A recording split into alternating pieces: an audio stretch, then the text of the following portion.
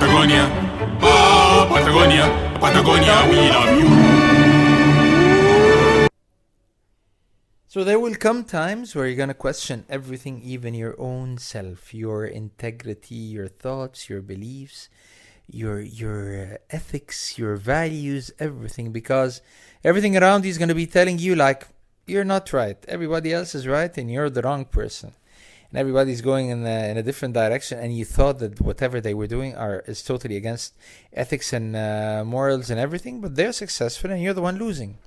That's the moment when you really cling to your beliefs, and that's the moment when you go back to faith. And faith tells you that sometimes you believe in things that you can't really see or touch. They're not that tangible, but it's going to work in the end. And if it doesn't work straight away, it's another test for your beliefs, because that's when you cling to the long-term thing, something called patience, which is also related to resilience, which is related to persistence, related to so many things. I don't want to talk so much, and that's Ramadan. I know how difficult it is for people to concentrate with all the food and everything and staying at home and so on.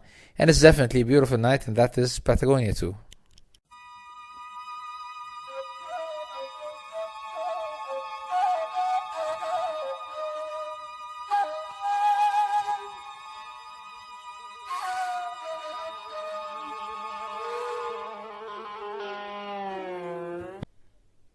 And I've always been thinking that it's not easy to be a hero for a long time. There's a beautiful song for David Bowie, an old song.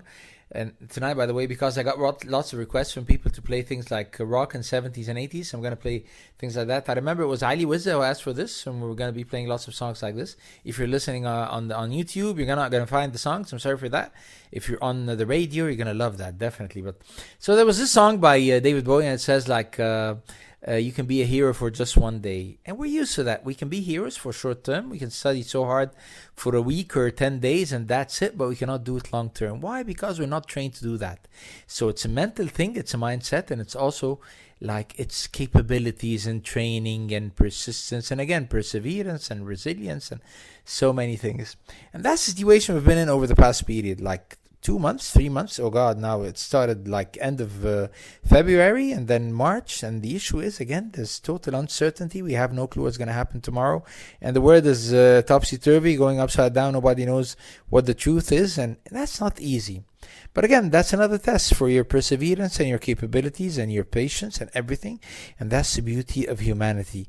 It brings out the best and the worst. And real good people are the ones who handle. They manage with the worst things. I can tell you about a million situations. I'm a very weak person, by the way, not like so many of you guys and ladies out there. But then there are situations which show you all of a sudden you're human and you can make it. And it's a beautiful night, and it's Patagonia too.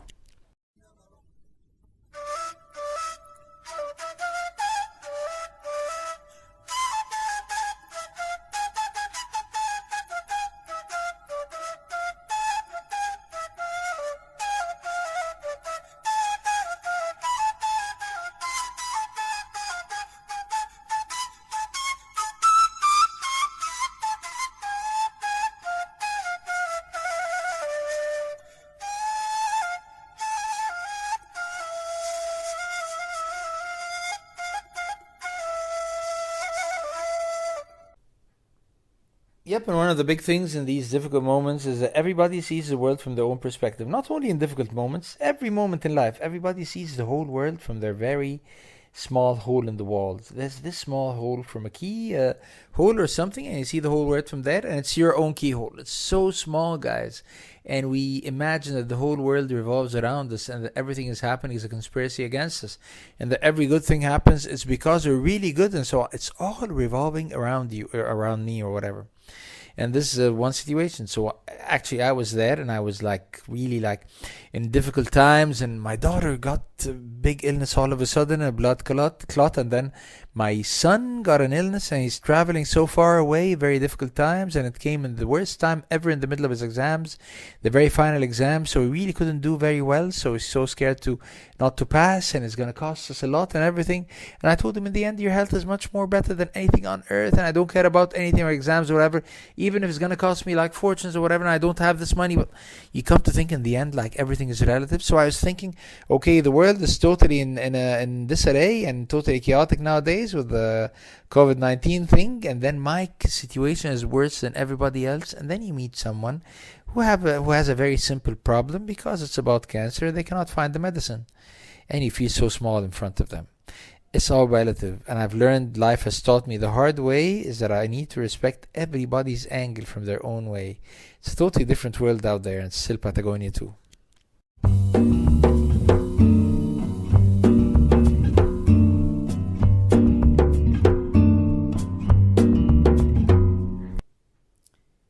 Yep, and I learned something else in these difficult times. You'd never judge anyone. I was in this situation. I was attending a certain meeting. There was this guy, and he was speaking so slow, and he was speaking so traditional. I was telling myself, now, how come this guy is with us on this level, very senior level, and so on? And then for a moment, I said, like, this guy must have big relations somehow or whatever. And then a moment passes, another moment passes, and I listened to whatever he was saying. He was saying good stuff, maybe in a traditional way, but lots of good stuff he was saying. Then after the call, the guy sent me a message. He was praising me for whatever I said, and I felt so awkward, and I sent him a response straight away. I told him, actually, I was so impressed with everything you said, and so on. And then he gave me more information, and he said that he was speaking so slow because he was suffering for a certain illness, that he couldn't really control his words that easy. So he was speaking so slow, and that he was traveling for long term because he had issues, family issues, also related to real tough disease and so on. And I felt, oh God, am I that bad? I'm so bad. Like, I was judging, and I was even maybe like being jealous of someone. I thought he was in better conditions versus what he deserves, and he deserves much, much better than where he was, and I was the bad guy totally. I hated myself, guys. And I'm trying to tell myself every second, don't judge, but we do that without really thinking. It's not a voluntary action. We just judge others, and we think we're better than others, and we think we deserve better. Actually, we don't. I'm just telling myself and telling you guys right now, don't judge. That's Patagonia too.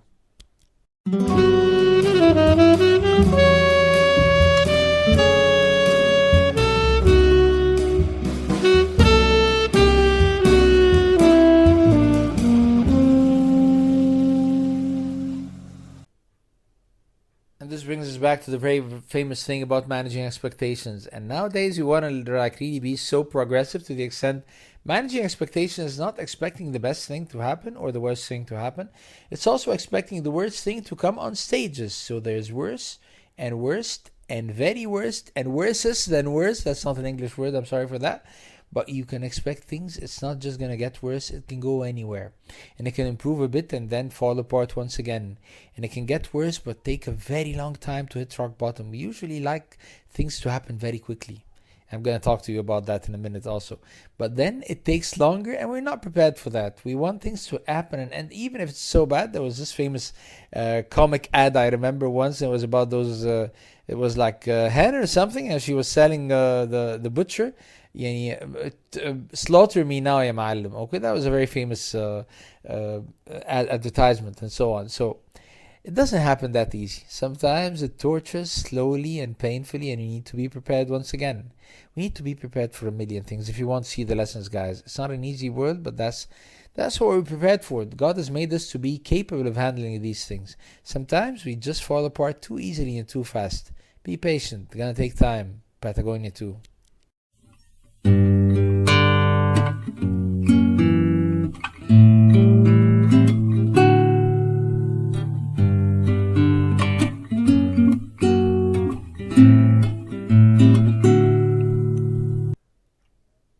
And I can tell you, I spent all my life dreaming and hoping that I wouldn't pass through anything difficult. Not myself. First, it was myself when I was young, but then I went through the hard things. I was just 14 years of age, and I got this terrible knee injury, and there was like...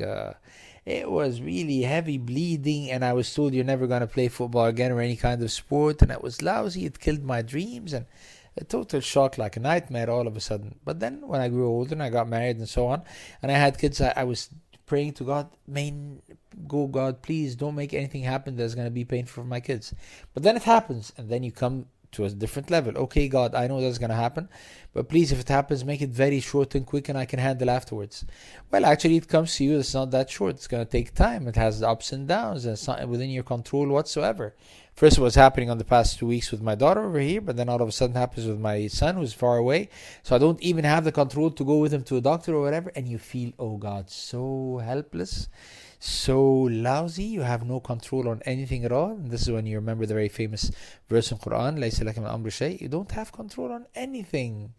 You need to surrender, the struggle to surrender. And still a beautiful night, and it's Patagonia too.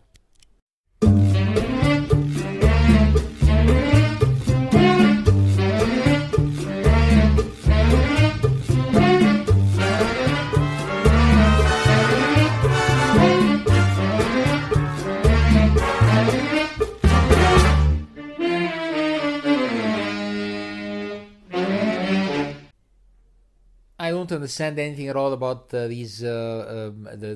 horoscopes, and I'm a Libra, but I don't understand anything about that. When they tell me nice things about Libra, I say, yeah, of course it works. When they tell me lousy things, I tell them, I don't believe at all. This is nonsense, okay? So one of the things they tell us about the Libra is that it's all about the balance and mizan. That's it. So you keep like comparing things, and you need things to be equal and even, and things they need to even out, and so on. And that's what really kills me, guys. I have no problem whatsoever, but when somebody becomes too successful, even if they don't deserve, but then I would look at others in similar situations and I would expect the same. That's totally wrong, by the way, because I always tell my kids in any kind, my kids who are the kids in university and in training programs and so on, life is unfair. That's fact of life. That's facts of life, okay? Or these are facts of life. I'm sorry, with my English, I think end of the night is not that easy when you record late at night, okay? But anyhow, facts of life tell you life is unfair. So you need to expect that and accept that, by the way. But then it keeps like nagging you and coming back to you to haunt you all the time. How come if you're giving this chance to this person, somehow they become so successful, you keep looking at others who really deserve that? Then you need to tell yourself once again, it's not in your control, and God definitely has his own tests for everyone and has his own like real big temptations to see how people are going to react in return. And it's not about how much money you've got or what kind of power or stardom. You've never seen the other side of the story. It's a big thing, guys, but it's still Patagonia too.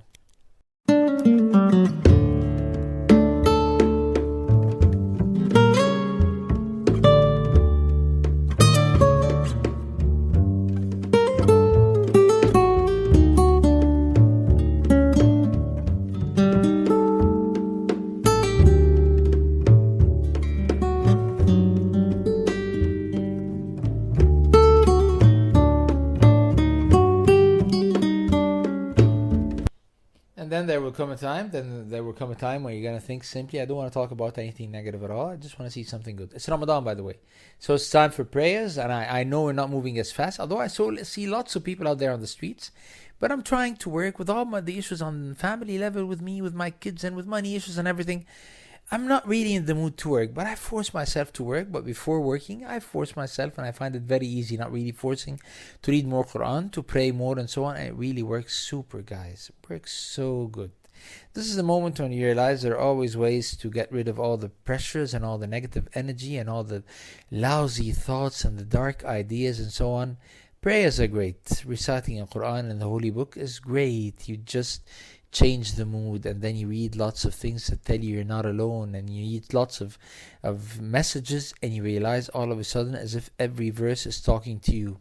I think we need to do that, and it's been working with me for ages, and it still works. It's a beautiful night, and it's Patagonia too.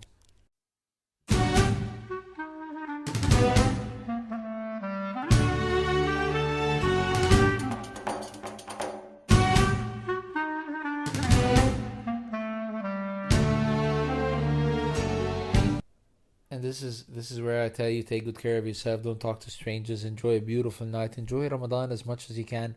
Every passing day is not guaranteed to be similar tomorrow or after tomorrow. So it's a once in a lifetime. Every day is a totally unique world in itself. Let's try to enjoy as much as we can. Things inshallah will get better. Let's just hope for that. And I'm praying, I'm hoping, no matter how hard life is, it's going to be handled. Take good care of yourself. Don't talk to strangers. That was Patagonia too, and that was Khaled Habib. Good night.